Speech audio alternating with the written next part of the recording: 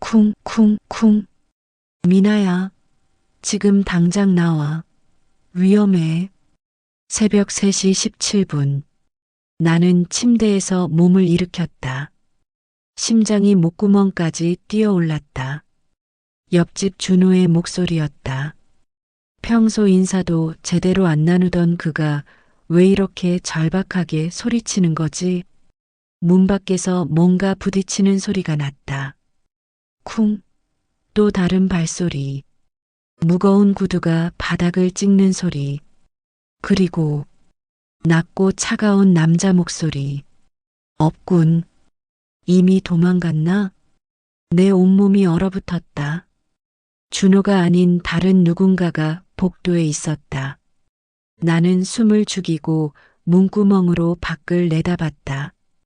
검은 코트를 입은 남자 하나가 준호의 집 앞에 서 있었다. 그의 손에는 뭔가 번뜩이는 게 보였다. 준호야. 나는 작은 목소리로 중얼거렸다. 그 순간 검은 코트 남자가 고개를 돌렸다. 마치 내 목소리를 들은 것처럼. 우리 눈이 마주치는 순간 그는 음침하게 미소를 지었다. 나는 재빨리 문에서 물러났다. 손이 떨렸다. 다리에 힘이 빠졌다. 이게 대체 무슨 상황인 거지? 왜 준호는 내 이름을 부르며 위험하다고 했을까? 그리고 저 남자는 누구지? 복도가 조용해졌다. 발소리도 목소리도 사라졌다. 하지만 이 정적이 더 무서웠다. 마치 폭풍 전 고요 같았다. 나는 휴대폰을 들었다 놨다를 반복했다. 경찰에 신고해야 할까? 하지만 뭐라고 말하지? 옆집 남자가 내 이름을 부르며 위험하다고 했는데 지금은 조용합니다라고. 새벽 공기가 갑자기 차갑게 느껴졌다. 창문 너머로 보이는 가로등 불빛마저 흔들리는 것 같았다.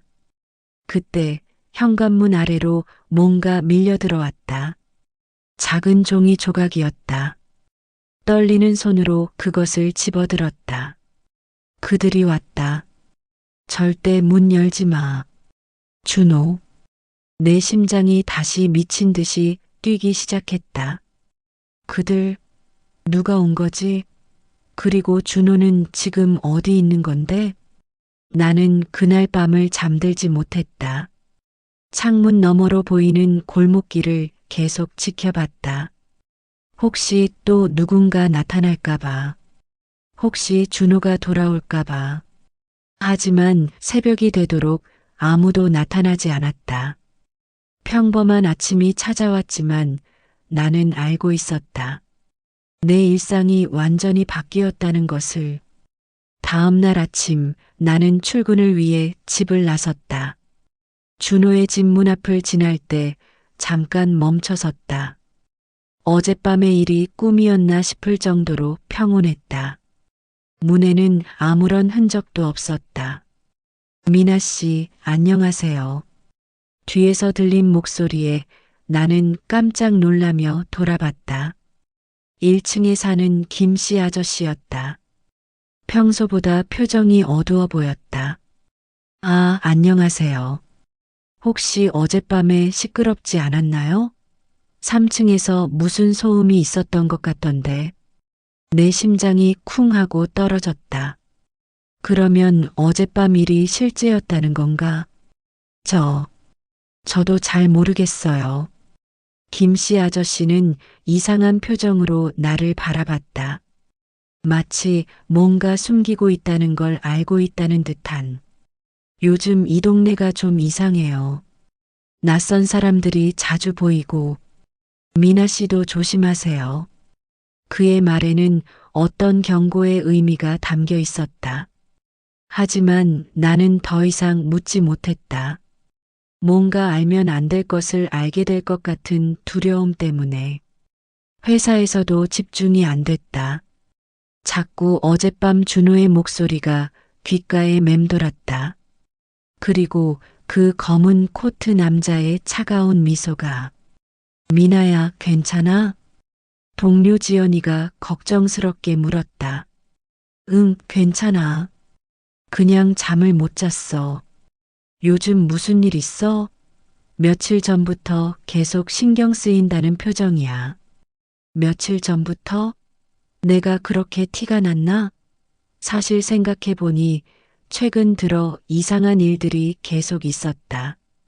엘리베이터에서 준호와 마주칠 때마다 그가 뭔가 말하려다가 멈추는 모습, 우편함에 들어있던 내 이름이 적힌 편지 봉투, 하지만 안에는 아무것도 없었던, 그리고 누군가 내 뒤를 따라오는 것 같은 느낌. 지연아, 혹시 누군가 나를 지켜보고 있는 것 같은 느낌 받아본 적 있어? 지연이는 잠깐 생각하더니 진지한 표정을 지었다. 있지. 그런데 그냥 느낌이 아니라 정말일 수도 있어. 요즘 스토킹 범죄 많잖아. 혹시 정말 이상하면 경찰에 신고해. 경찰. 하지만 뭐라고 신고하지? 증거도 없고 실제로 해를 당한 것도 없는데.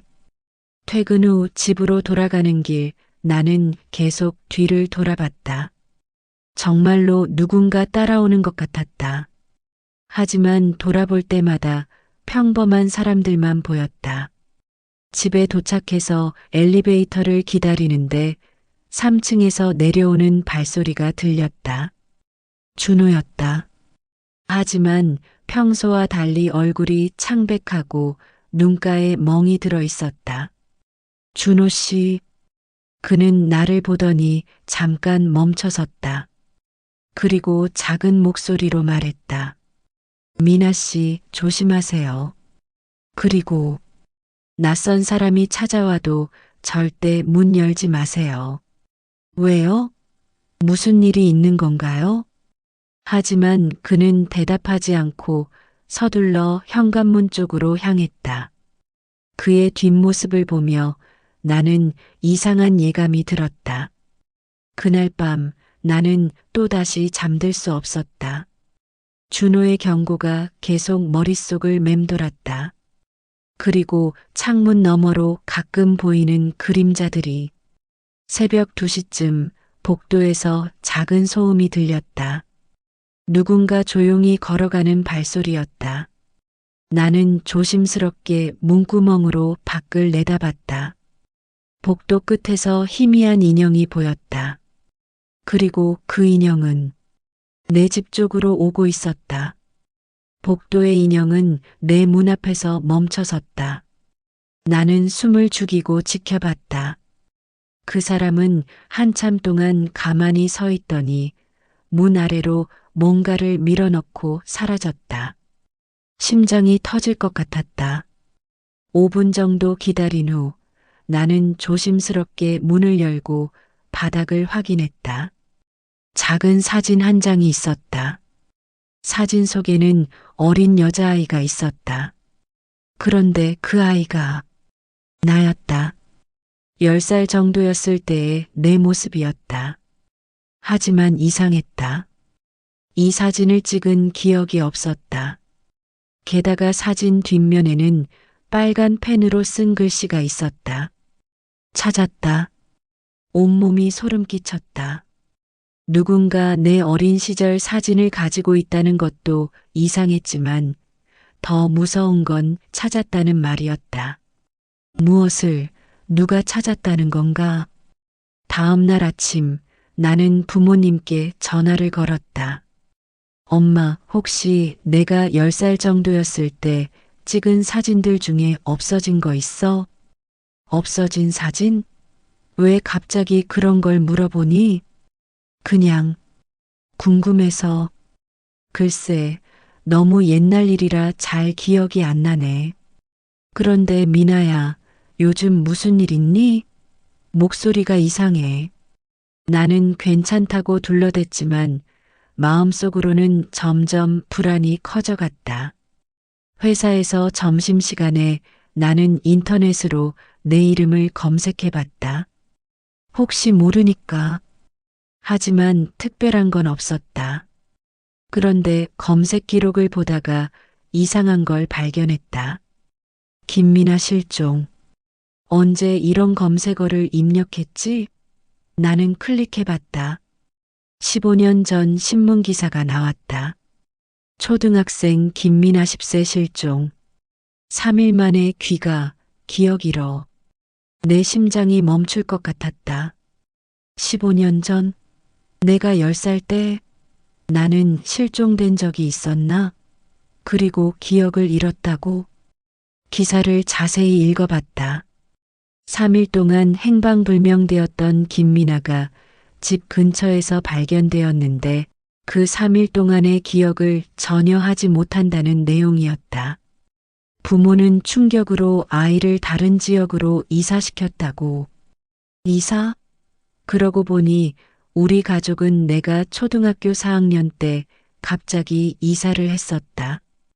부모님은 아빠 직장 때문이라고 했는데 나는 급히 부모님께 다시 전화했다. 엄마, 우리가 왜 이사했었지? 내가 초등학교 4학년 때? 그게, 미나야, 넌 그때 일을 기억 못하니? 무슨 일? 전화 너머로 엄마의 한숨이 들렸다. 미나야, 넌 3일 동안 사라졌었어. 우리가 얼마나 놀랐는지 몰라. 경찰까지 신고했었어. 그런데 왜 내가 기억을 못해? 의사 말로는 충격성 기억상실이라고. 너무 무서운 일을 당해서 스스로 기억을 지워버린 거래. 그래서 우리가 새로운 곳에서 새 출발하자고 이사한 거야. 전화를 끊고 나서 나는 한동안 멍하니 앉아 있었다. 내가 기억하지 못하는 3일이 있다니. 그리고 지금 누군가 나를 찾았다고. 그날 저녁 집으로 돌아가는 길에 나는 또 뒤를 따라오는 시선을 느꼈다. 이번에는 확실했다. 편의점 유리창에 비친 모습으로 뒤를 확인해 보니 검은 모자를 쓴 남자가 나를 따라오고 있었다. 나는 걸음을 빨리 했다. 그 남자도 따라서 걸음을 빨리 했다. 나는 뛰기 시작했다.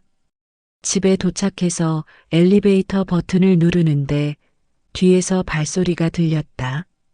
그 남자가 현관문으로 들어오고 있었다.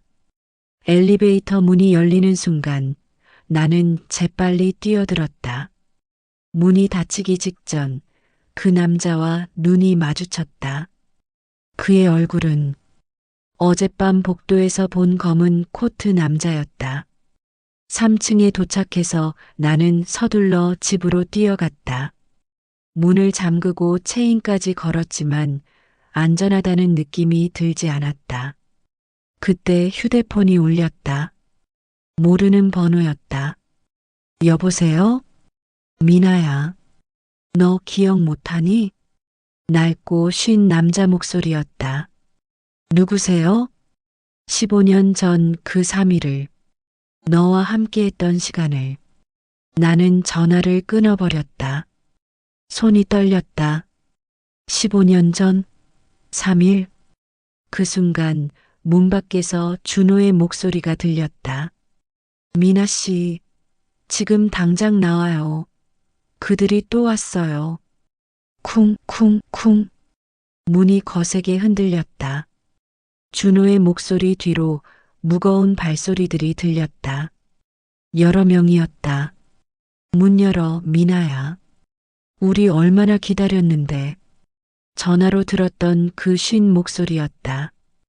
복도에서 직접 들려오고 있었다. 나는 문 뒤에 등을 기대고 주저앉았다. 다리에 힘이 빠졌다. 이게 꿈이길, 악몽이길 간절히 바랐다. 준호는 이미 우리가 데려갔어.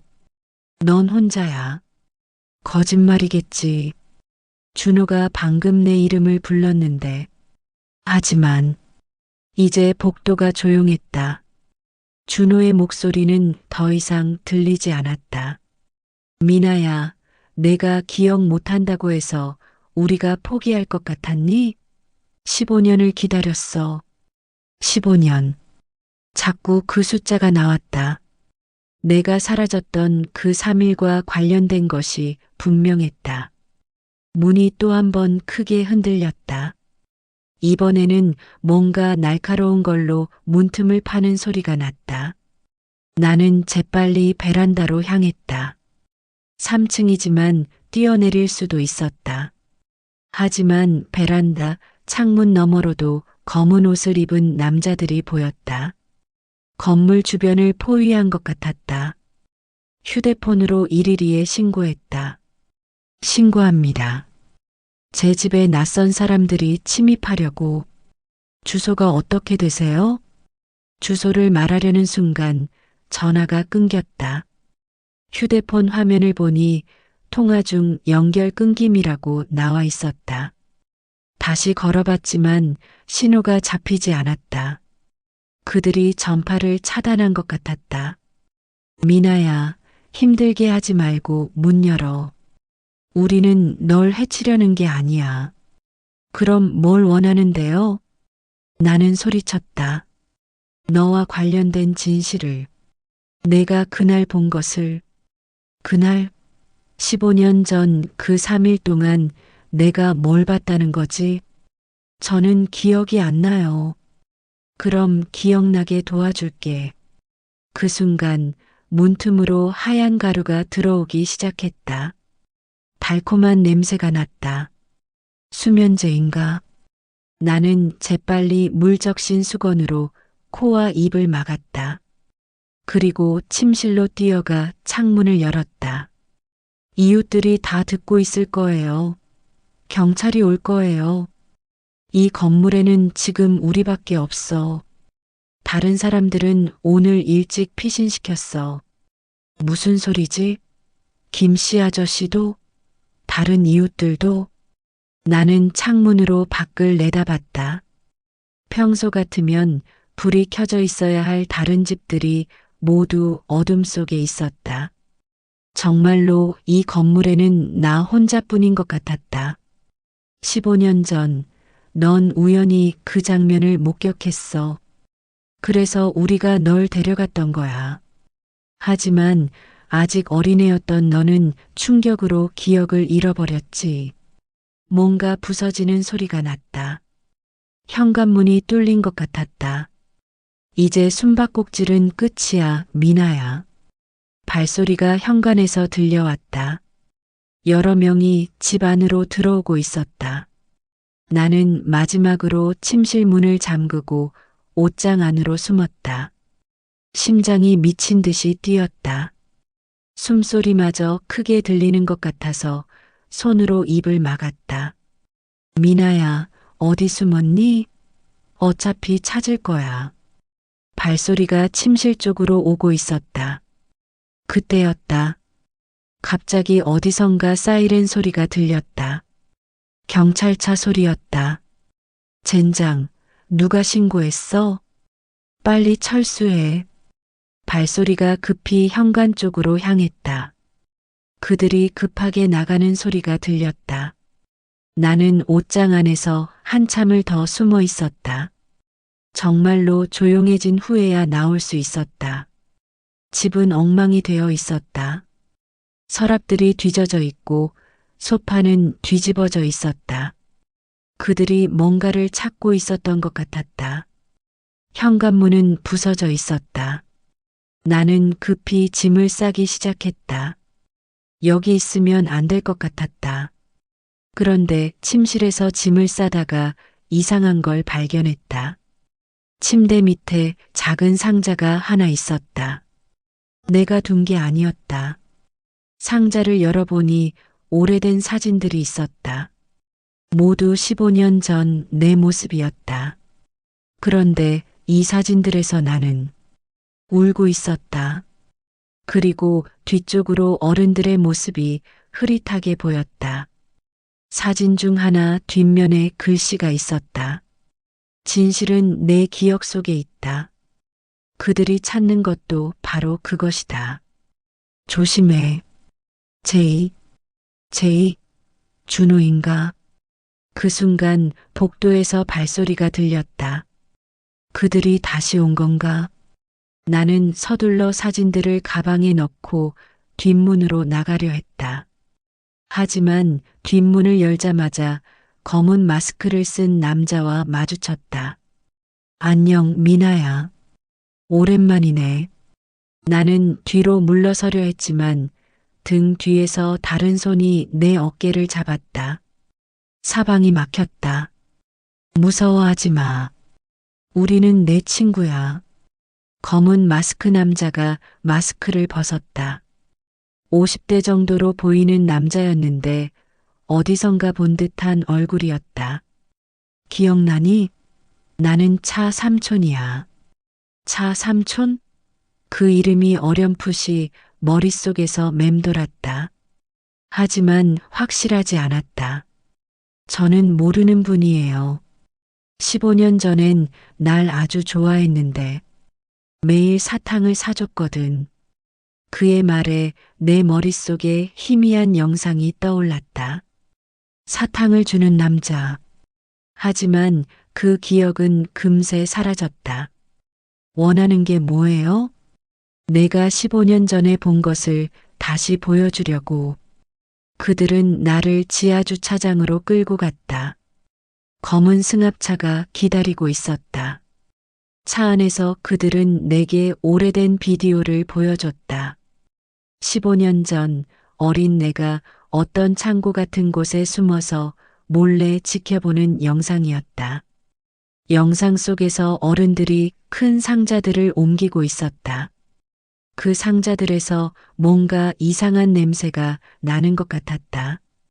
그리고 한 남자가 상자를 열어보는데 여기서 내가 비명을 질렀어. 그래서 들키게 된 거야. 영상 속에 나는 정말로 비명을 지르고 있었다. 그리고 어른들이 놀라서 내 쪽을 보더니 달려오기 시작했다. 뭘 본 거예요? 상자 안에 뭐가 있었던 거예요? 넌 못 봤구나. 그럼 직접 보여줄게. 승합차가 멈췄다. 낡은 창고 앞이었다. 15년 전 영상에서 본 바로 그 장소였다. 왜 저를 여기 데려온 거예요? 내 기억을 되찾아 주려고. 창고 안으로 들어가니 곰팡이 냄새가 심했다. 그리고 다른 냄새도 났다. 뭔가 썩은 냄새. 15년 전 이곳에서 우리는 중요한 일을 하고 있었어. 하지만 내가 목격해버렸지. 창고 구석에 똑같은 상자들이 쌓여 있었다. 15년 전과 똑같은. 이 상자들 안에 뭐가 들어있어요? 차 삼촌이 상자 하나를 열었다. 내가 비명을 지를 수밖에 없었다. 상자 안에는 사람 뼈가 들어있었다. 이제 기억나니? 15년 전에도 이걸 봤잖아. 내 머릿속이 하얗게 변했다. 갑자기 기억의 파편들이 쏟아져 들어왔다. 10살의 내가 이 창고에 숨어서 어른들이 상자를 옮기는 걸 지켜본 것. 그리고 호기심에 상자를 열어본 순간의 충격. 당신들이 사람을 죽였다는 건가요? 죽인 게 아니라 처리한 거야. 우리가 하는 일을 방해하는 사람들을. 내 온몸이 떨렸다.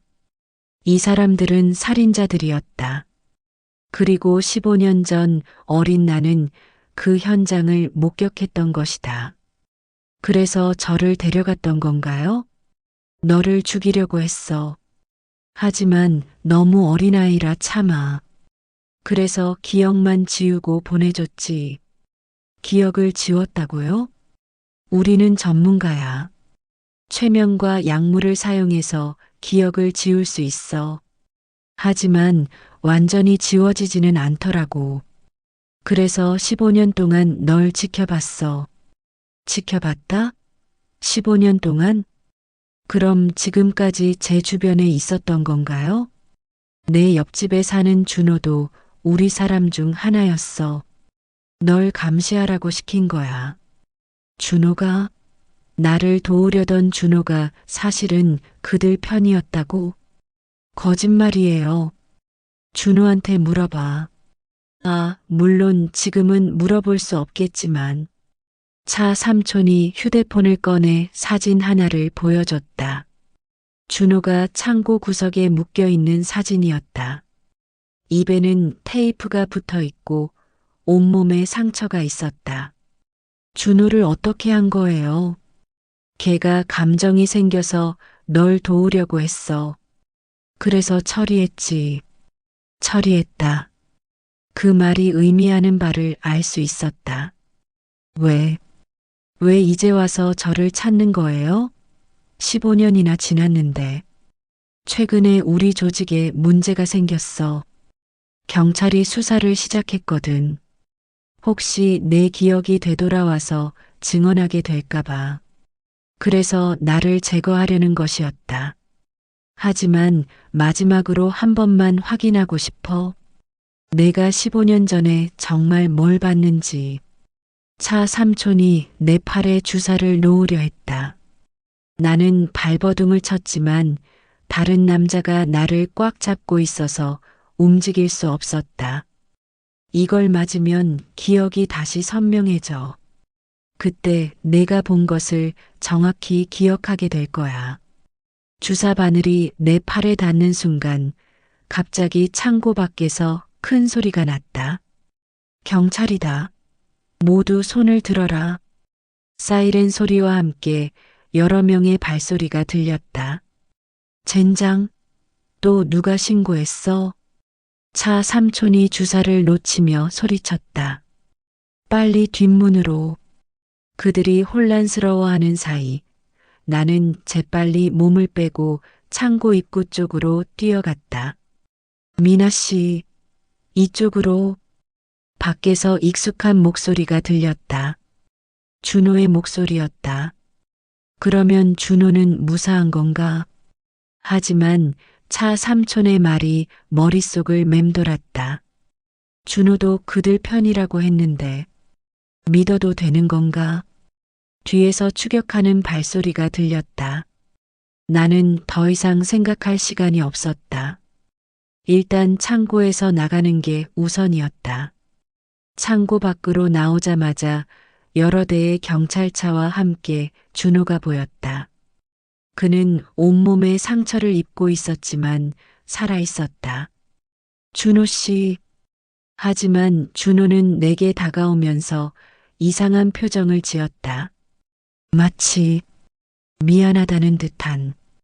미나 씨, 정말 죄송해요. 그 순간 나는 깨달았다. 준호의 사과는 지금까지 나를 속였다는 의미였다. 준호 씨, 당신 정말 그들과 한패였어요? 나는 준비해뒀던 질문을 던졌다. 하지만 준호의 대답은 예상과 달랐다. 아니에요. 저는 경찰이에요. 뭐라고요? 준호가 품에서 경찰 신분증을 꺼냈다. 강력수사대 준호 경사라고 적혀 있었다. 15년 전부터 이 사건을 담당했어요. 차민석 일당의 연쇄살인 사건을. 차민석? 차 삼촌의 본명인 것 같았다. 그럼 저를 감시한 것도 보호하려던 거였어요. 당신이 유일한 목격자니까. 세상이 뒤바뀌는 느낌이었다. 내가 적이라고 생각했던 준호는 사실 나를 지키고 있었다. 하지만 차 삼촌이 당신을 처리했다고. 연기였어요. 그들 안에 제 협력자가 있거든요. 일부러 제가 배신당한 것처럼 보이게 한 거예요. 경찰들이 창고를 수색하고 있었다. 곧 차 삼촌 일당이 끌려 나왔다. 차 삼촌은 나를 보며 분노에 찬 눈빛을 보냈다. 15년을 기다렸는데 또 놓치는군. 하지만 그때였다. 차 삼촌 뒤에 있던 다른 남자가 갑자기 총을 꺼냈다. 다 같이 죽자. 탕. 총성이 울렸다. 하지만 쓰러진 건 그 남자였다. 경찰 저격수가 먼저 발사한 것이었다. 미나 씨, 괜찮으세요? 준호가 내 곁으로 달려왔다. 나는 아직도 상황을 완전히 이해하지 못하고 있었다. 15년 전에 제가 정말 뭘 본 거예요? 차민석 일당이 살해한 피해자들의 시체를 처리하는 현장이었어요. 당신이 그 증거를 목격한 유일한 생존자였어요. 그럼 제 기억이 돌아오면 그들을 모두 감옥에 보낼 수 있어요. 15년간 미제로 남아있던 연쇄살인 사건들을 해결할 수 있고요. 준호가 말하는 동안 나는 계속해서 이상한 느낌을 받았다. 뭔가 빠뜨린 것이 있는 것 같았다. 그런데 왜 15년이나 걸렸어요? 진작 저한테 말해주실 수도 있었잖아요. 준호의 표정이 어두워졌다. 사실 경찰 내부에도 그들과 연결된 사람이 있었어요. 그래서 섣불리 움직일 수 없었어요. 내부에? 네. 그런데 최근에 그 사람이 누군지 알아냈어요. 준호가 뒤를 돌아보더니 경찰들 중 한 명을 가리켰다. 중년의 경찰관이었는데 다른 경찰들과 함께 차 삼촌을 호송하고 있었다. 김경희예요. 15년 전에도 이 사건을 담당했던 사람이에요. 그 순간 김경희가 우리 쪽을 보았다. 그의 눈빛에서 뭔가 차가운 것이 느껴졌다. 그 사람이 정말 증거가 있어요. 차 삼촌에게서 받은 돈의 기록도 있고요. 하지만 그때 내 머릿속에 이상한 기억이 떠올랐다. 15년 전 내가 실종되고 나서 집으로 돌아왔을 때의 기억. 그때 경찰관 한 명이 우리 집에 와서 부모님과 이야기하던 장면. 착하다, 미나야. 아무것도 기억 안 나지? 그 경찰관이 젊은 시절의 김경이었다. 아니다. 뭔가 이상했다. 만약 김경희가 차 삼촌과 한패라면 15년 전에 나를 보호했을 리가 없다. 오히려 나를 제거하려 했을 텐데. 그리고 또 다른 기억이 떠올랐다. 15년 전 그날 내가 창고에서 본 것은 준호 씨, 네, 혹시 15년 전에 저와 함께 창고에 있던 다른 아이는 없었나요? 준호의 표정이 급변했다. 왜 그런 걸 묻죠? 갑자기 기억이 나는 것 같아서요. 저 혼자가 아니었던 것 같아요. 준호가 잠깐 망설이더니 말했다. 네, 사실 있었어요. 하지만 그 아이는 어떻게 됐어요? 죽었어요. 차 삼촌 일당에게. 그 순간 내 머릿속에서 모든 기억이 선명하게 되살아났다. 15년 전 나와 함께 창고에 숨어 있던 남자아이. 그리고 우리가 발각되었을 때 그 아이가 나를 먼저 도망가라고 밀어준 것. 그 아이의 이름은 준호였다. 나는 지금의 준호를 다시 보았다. 15년이 지나서 얼굴은 바뀌었지만 눈빛은 같았다. 당신, 그때 그 아이죠? 준호의 얼굴이 창백해졌다. 미나 씨, 당신은 죽지 않았어요. 살아서 경찰이 되었고 지금까지 이 사건을 쫓고 있었던 거죠? 어떻게, 그럼 당신도 저처럼 기억을 잃었던 건가요? 준호가 고개를 끄덕였다. 3년 전에 기억이 돌아왔어요. 그래서 당신을 찾기 시작한 거예요. 하지만 여전히 뭔가 이상했다. 15년 전 그 상황에서 우리 둘 다 살아남을 수 있었을까? 그때 뒤에서 김경희가 다가왔다. 준호야, 수고했다. 김경희의 목소리에는 묘한 따뜻함이 있었다. 김경희님, 15년 만에 드디어 해결됐구나. 김경희가 내게 말했다. 미나 씨, 15년 전에 만났었죠. 기억나세요? 나는 고개를 끄덕였다. 그때 저를 보호해 주셨던 분이시군요. 당신과 준호를 모두 보호했죠. 두 아이가 모두 살아남을 수 있게. 그 순간 나는 깨달았다. 진짜 반전은 지금부터였다. 그런데 제가 하나 이상한 걸 발견했어요. 김경희의 표정이 변했다. 뭘 발견했죠? 15년 전 차 삼촌이 보여준 비디오에서 상자를 열어보는 사람의 손에 반지가 있었어요. 경찰 서비스 반지요. 김경희의 얼굴이 굳어졌다. 그리고 그 반지, 지금 김경희 님이 끼고 계신 반지와 똑같아요. 김경희는 잠시 정적을 유지하더니 천천히 웃기 시작했다. 그 웃음은 점점 커져서 결국 크게 웃어댔다. 역시 똑똑하네, 미나야. 준호가 충격받은 표정으로 김경희를 봤다. 경희님, 설마. 미안하다, 준호야. 15년 동안 널 이용한 것 같아서. 김경희가 품에서 권총을 꺼냈다. 다른 경찰들은 여전히 차 삼촌 일당을 처리하느라 바빠서 우리 쪽을 보지 못하고 있었다. 당신이 진짜 보스였군요. 15년 전부터 차민석 일당을 조종하고 있었어. 물론 그들은 모르고 있었지만. 왜요? 왜 경찰이면서? 돈이야, 미나야. 세상에서 가장 솔직한 이유지. 김경희가 계속 말했다. 15년 전 너희 두 아이가 내 사업을 목격했을 때 정말 당황했어. 죽이자니 너무 어리고 그냥 놔두자니 위험하고. 그래서 기억을 지우고 보낸 거였군요.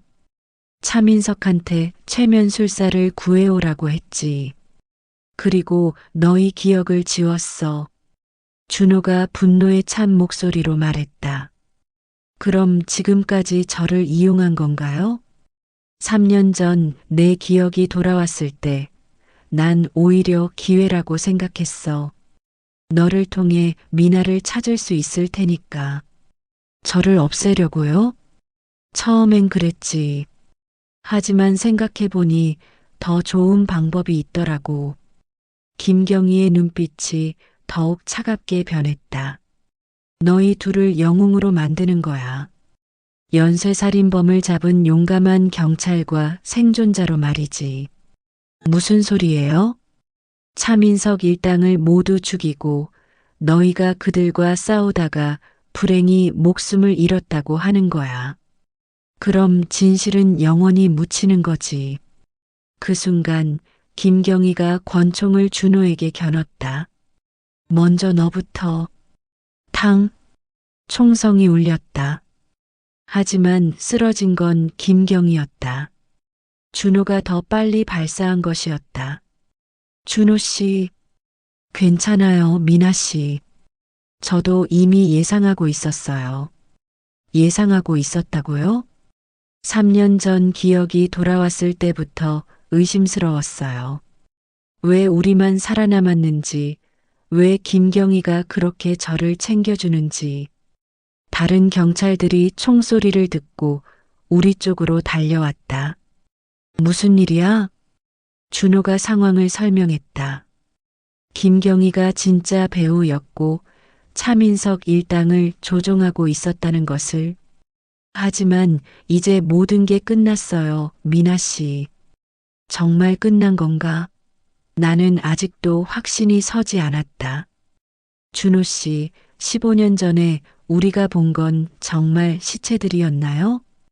네, 김경희가 제거하라고 지시한 사람들의 시체였어요. 대부분 김경희의 비리를 알고 있던 사람들이었고요. 그럼 이제 정말 안전한 건가요? 준호가 내 손을 잡았다. 네, 이제 안전해요. 15년간의 악몽이 끝났어요. 하지만 그때 쓰러진 김경희가 마지막 힘을 다해 말했다. 미나야, 넌 아직 진짜를 모르고 있어.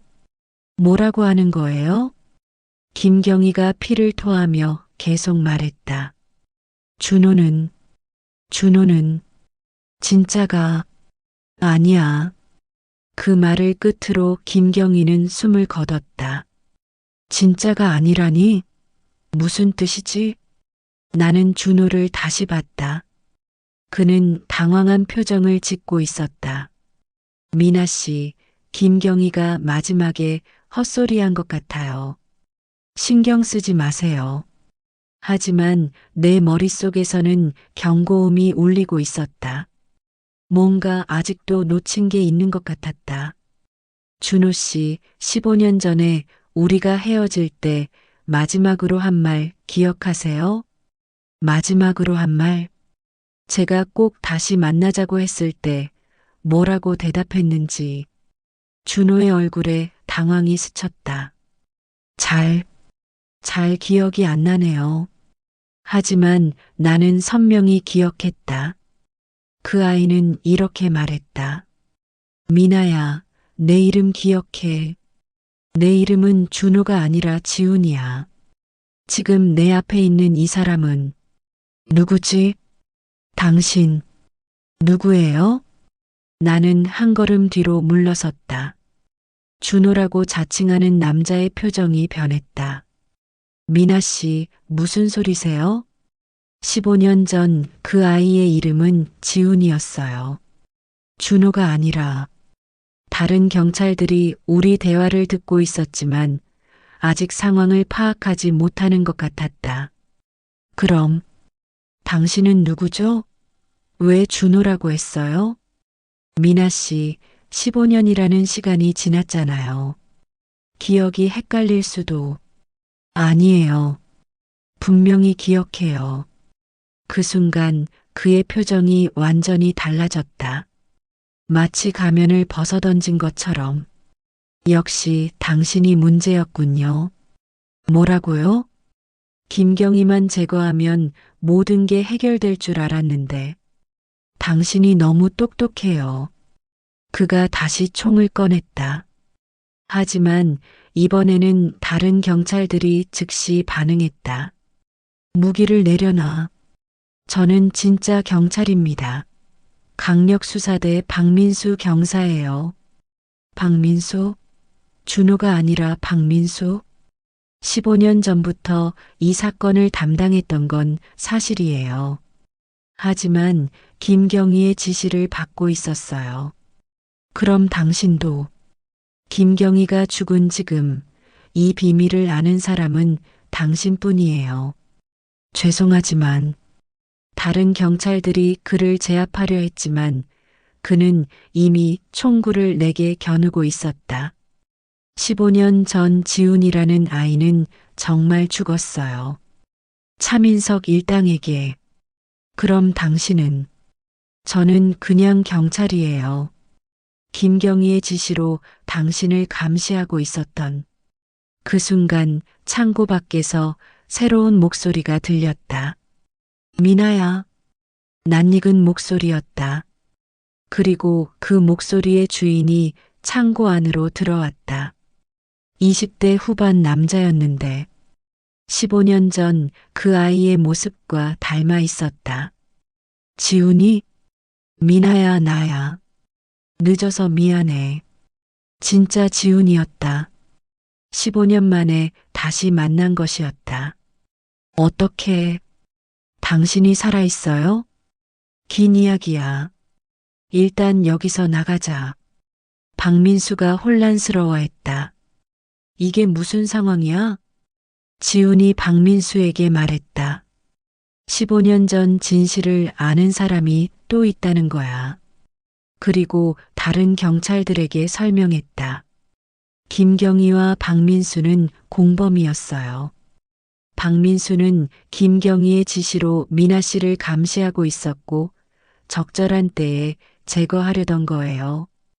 박민수가 마지막 발악을 하려 했지만 경찰들에게 제압당했다. 미나야, 이제 정말 끝났어. 하지만 나는 아직도 의심스러웠다. 지훈이 15년 동안 어디 있었어요? 왜 나타나지 않았어요? 처음 몇 년은 기억을 잃고 있었어. 그리고 기억이 돌아온 후에는 당신을 위험에 빠뜨리고 싶지 않아서. 무슨 뜻이에요? 지훈의 표정이 어두워졌다. 미나야, 김경희와 박민수만이 진짜 마지막이 아니야. 또 누가 있다는 거예요? 15년 전 그 사건의 진짜 배후. 아직 잡히지 않았어. 내 심장이 다시 빨리 뛰기 시작했다. 그럼 아직도. 응, 아직 끝나지 않았어. 지훈이 창고 밖을 가리켰다. 저기 검은 차 보여? 30분 전부터 저기 서 있어. 정말로 검은 세단 한 대가 멀리 주차되어 있었다. 그리고 그 차에서 누군가 우리를 지켜보고 있는 것 같았다. 누구예요? 아직 모르겠어. 하지만 분명히 우리를 노리고 있어. 그 순간 검은 차가 시동을 걸고 사라졌다. 지훈이, 우리 어떻게 해야 해요? 지훈이 내 손을 잡았다. 일단 안전한 곳으로 가자. 그리고 15년 전 진짜 진실을 찾아야 해. 진짜 진실? 우리가 목격한 건 빙산의 일각일 뿐이야. 더 큰 음모가 있어. 나는 고개를 끄덕였다. 15년간의 악몽이 끝날 줄 알았는데 이제 시작인 것 같았다. 창고를 나서며 나는 뒤돌아봤다. 차민석, 김경희, 박민수 모두 제거되었지만 진짜 적은 아직 그림자 속에 숨어 있었다. 지훈이, 우리가 이길 수 있을까요? 모르겠어. 하지만 포기할 수는 없어. 15년을 기다렸잖아. 하늘에는 먹구름이 몰려오고 있었다.